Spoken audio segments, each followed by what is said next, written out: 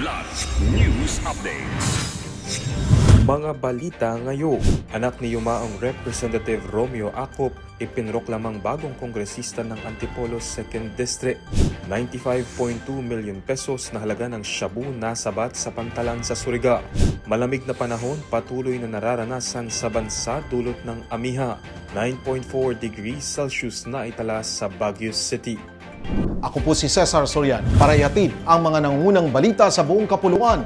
Ngayon, Ipinroklama bilang bagong kongresista ng ikalawang distrito ng Antipolo City si Dr. Philip Aco matapos ang naging special election sa nasabing distrito kahapon Marso 14. Batay sa resulta ng canvassing, nakakuha ng 60,051 na boto si Aco, ang pinakamataas sa 6 na naglaban sa pagkakongresista ng ikalawang distrito.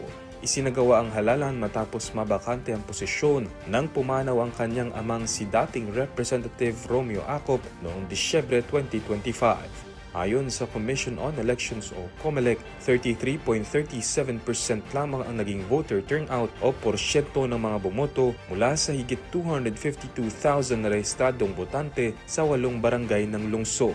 Malayo ito sa target ng komisyon na 60 to 65%. Samantala, saad ni COMELEC Chairman George Erwin Garcia, iimbestigahan nila ang umano'y pamamahagi ng campaign materials sa kasagsagan ng eleksyon. Nasabat ang tinatayang 95.2 million pesos na halaga ng hinihinalang shabu sa isinagawang interdiction operation ng mga otoridad sa Lipata Port sa Surigao City madaling araw ng Marso 14.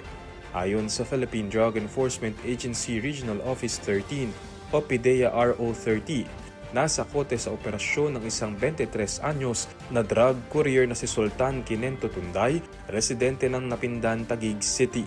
Nakumpiska mula sa suspect ang 14 na pakete ng hinihinalang shabu na nakatago sa loob ng gulong. May kabuo ang bigat ito na humigit kumulang 14 na kilo at tinatayang nagkakahalaga ng 95,200,000 pesos. Na-recover din ang isang metallic gray na Toyota Hilux, isang Android cellphone at ang gulong na pinagtaguan ng droga. Isasampa laban sa suspect ang kasong paglabag sa Section 5 o Transportation of Dangerous Drugs Act ng Republic Act 9165 o Comprehensive Dangerous Drugs Act of 2002.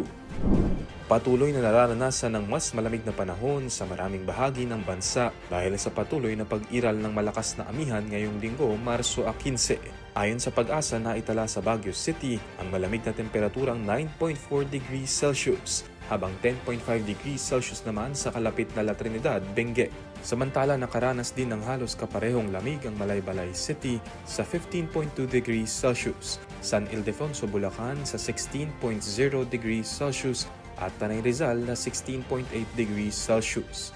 Naitala naman sa Quezon City ang pinakamababang temperatura sa Metro Manila ngayong 2025 to 2026 amihan season na 17.1 degrees Celsius. Gayunpaman, ayon sa Pag-asa, posibleng pagsapit ng Miyerkules ay muli nang maramdaman ng mainit na panahon habang asahan ng maulap na kalangitan sa Northern Luzon, Bicol at Eastern Visayas dahil pa rin sa amiha. Para sa Kidlat News Channel, ako si Renzo Lenon, nag-uulat. ako po si Cesar Soriano, kasama nyo sa bawat pagputo ng balita.